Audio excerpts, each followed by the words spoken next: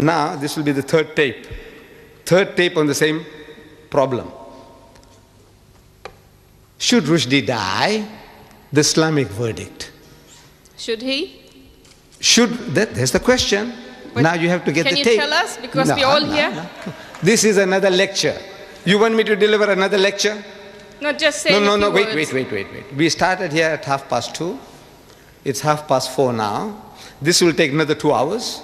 You want me to expound to you for 2 hours? Look, you can't just make statements. You have to get this tape. I'm only asking you if you agree with the Quranic punishment or you don't. I agree what the Quran says, and here we deal with it in total, 2 hours. So you agree with the Quranic punishment?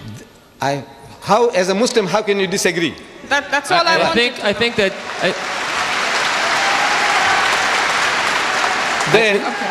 Then further, again, should Rushdie die? Yes. The Judeo-Christian verdict. That's a different subject. Now, at that subject, you said, look, what about Islam? I said, look, when I was talking about Islam, he said, what about?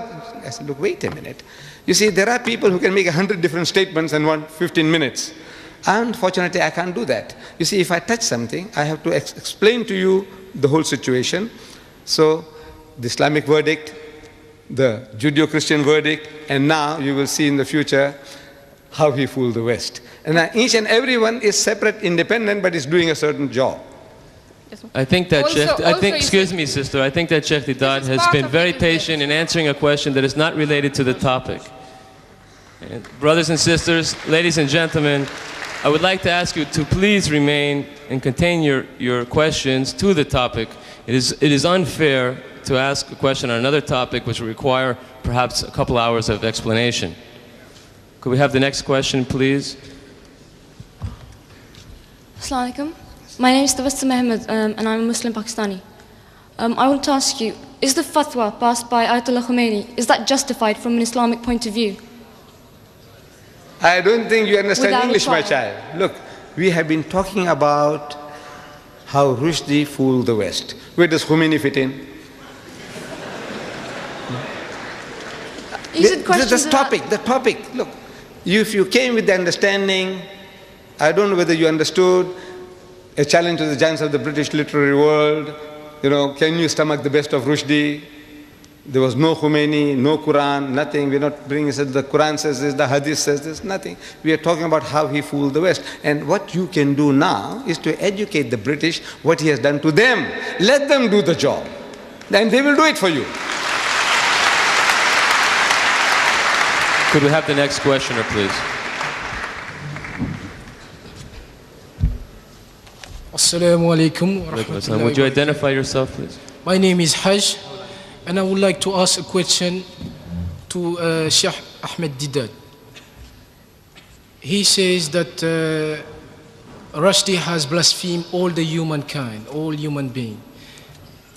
And even if he didn't spare the queen, we know, as he says in his book, he has used some words for our Prophet sallallahu alaihi wasallam, and we know that this Prophet is even greater than the queen, or whoever that is greater than the queen. The Prophet is greater than you. I would like to know, Mr. Ahmed Deedat, as a Muslim, because something good went on and some books have been banned. I would like to know, as a Muslim, our point of view, what should we carry on actually to do? Because many questions, the real question that is to be asked is whether Salman Rushdie is a Muslim or he's not a Muslim.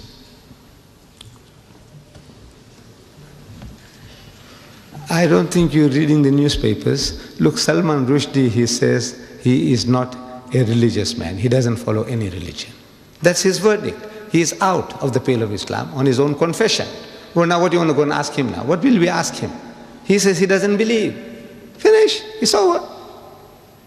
That's what he says. He's a murtad. He's an unbeliever. So you can't treat him as a believer. What else proof you want from him now? I don't know, the whole world knows that he says he's not a religious man. He's not a Muslim. He says so. He was born in the house of Islam. You and I can be. But it's possible that you become a murtad, you become a Christian, you become a Buddhist, you become an atheist, and you still have a Muslim name. given by your fathers. So that's his case. So where do we go from here now? Thank you very much. Ready for the next question, please? Assalamu alaikum. My name is Musa from Nigeria on a visit. I wanted to ask a question which has earlier on been asked. But I have an observation to do as regard the general behavior of the audience. I don't know whether that one will be accepted here. Observation. What is the, do you have a question related to the topic, today's topic? I have a question which has already been asked and answered. But I have an observation to do as regard the general behavior of the audience. Yes, I think that we made that quite clear in the guidelines, that we don't have time for observations, and I'm sure it's an interesting one, but Sheikh Deedat has rented the hall and has given his lecture, and now is a question period. So if we could have, if you have a question related to the topic, please ask it. If not, you'll have to keep your observation for another time. Okay, it's just an observation. This is not going to answer. But thank you. It's accepted, thank you. We're ready for the next question, please. Assalamu alaikum. My name is Muslim Jafar Kaku. Can I first of all thank you on everybody's behalf for presenting such a different way to what Islam, satanic verses is actually saying.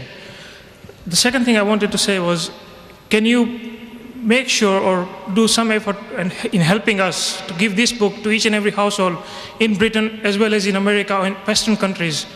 We will try, inshallah, but we need your support. Can you make sure in helping us, if you can, by video as well?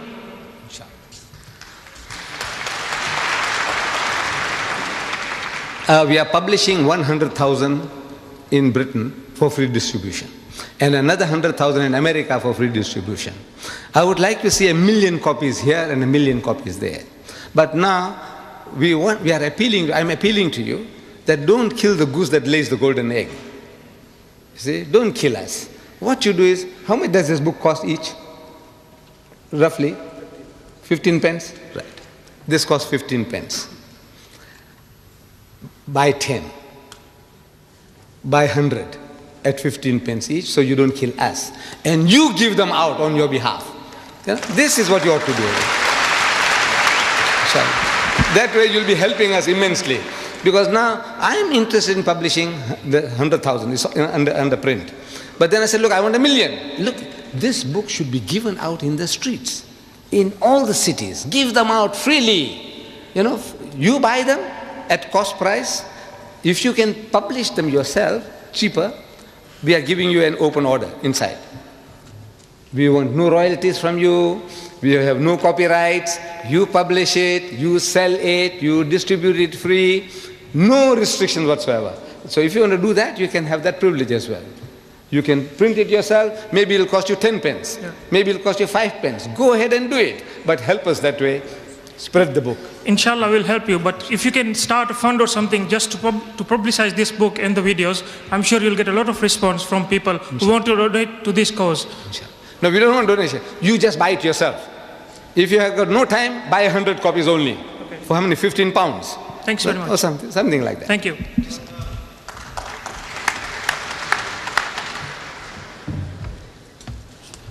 Assalamu alaikum, brothers and sisters. Assalamu alaikum, Mr. Deedat. Yes, if we could have 2 more questions, please, and yours. Well, let's say 3 questions. 2 more questioners after you. Mr. Deedat, first of all, last year, November, some Muslim scholars, Muslim ulama, did contact the British government in connection with this book. So, like you did in South Africa, some scholars and some ulama tried to do it here, but they were unsuccessful through their Democratic Party. Secondly, you say Salman Rushdie, how he fooled the West. Well, all Muslims that are here are in the West, and they are part of the West. And as you have briefed us on how he has said abuse